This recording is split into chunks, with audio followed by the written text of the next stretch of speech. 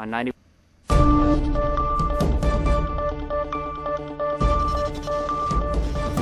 It's time for the 420 Radio News, covering the latest headlines in consumer cannabis, medical marijuana, and industrial hemp. Transcripts of 420 Radio News are available daily on our website at 420radio.org.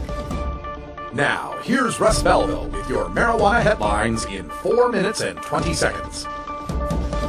This is your 420 Radio News for Monday, September 29th, 2014.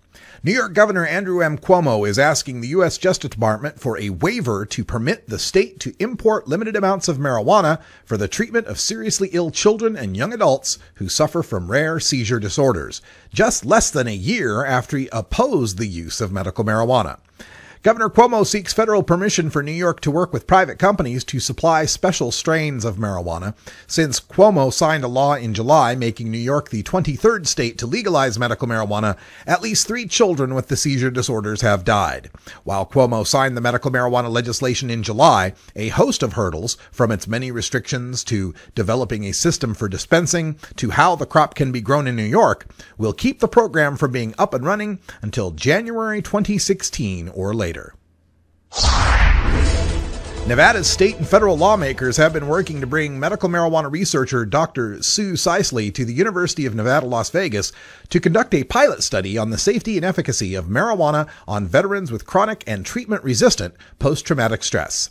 While the study would be financially supported by sponsors and not receive any federal money, it has received all the federal approvals, said Sisley, who has been working on securing the study since 2011. She is hoping the university will provide the research space. She would study 5 different strains of marijuana that would be smoked or vaporized and inhaled by 70 veterans. It would be the first and only randomized controlled trial in the country looking at marijuana in treating post-traumatic stress disorder. Sisley gave a presentation September 22nd to the University of Nevada, Las Vegas Psychology Department's faculty board about joining as a research faculty member. The Australian federal government would be given oversight over the production and distribution of medical cannabis under new legislation to make the drug available to patients with chronic pain. The push to legalize medical cannabis is gathering pace, with Greens Senator Richard DiNatale, chairman of the cross-party parliamentary group for drug policy and law reform, now finalizing a bill that is set to be introduced into Parliament next month. Supporters of legalized medical cannabis have been buoyed by Prime Minister Tony Abbott's strong public support for the legalization of the drug for medical use. Senator DiNatale, a former GP, is also pushing for the Therapeutic Goods Administration to create a special category for the drug so that it can be available with a doctor's prescription. The TGA currently lists cannabis as a prohibited substance in Australia. Following a campaign on behalf of terminally ill Tamworth man Daniel Haslam, the New South Wales government announced a clinical trial of medical cannabis earlier this month.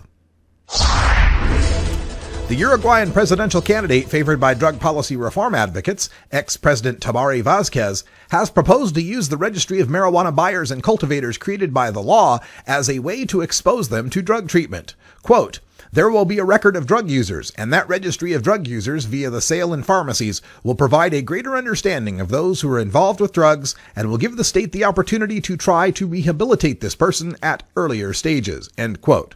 During the debate over the law last year, the existence of the registry itself caused some controversy, with several pundits calling it invasive. To reassure these critics, the bill was amended to state that the registries will be sensitive data that cannot be revealed, quote, "without the individual's express written consent," end quote. Vazquez's talk of the state using the registry to rehabilitate users, then, seems to contradict the spirit of this provision.